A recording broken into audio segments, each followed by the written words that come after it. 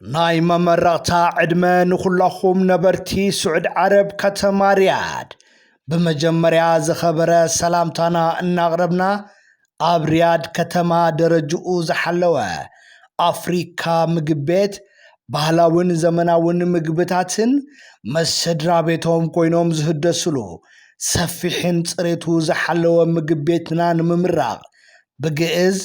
ዕለት 12 ወርሒ 7 2018 ዓመተ ምህረት በፈረንጂ አቆጣጽራ ድማ ማርች 21 2026 ካብ ቀዳም ጀሚሩ ንተኸታታሊ 3 መዓልቲ ፉሊ ምድላው ብምግባር ንመላ ነበርቲ سعود عرب ከተማ ሪያድ بخبر نعدمكم ኣለና ሙቁር ጣዕሚ ብዘለዎ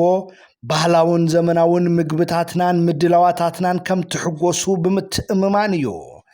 ዓላማና ናይ አፍሪካ ምግብ ቤት ክቡራን ዓማዊልና ናይ ደስታን ናይ ጥዕናን ምንጪ ምዃን እዩ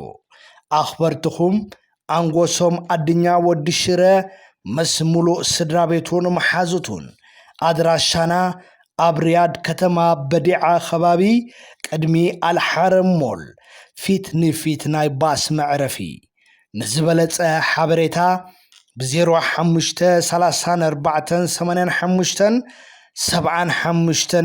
25 ይደውሉ አፍሪካ ምግብ ቤት ሪያድ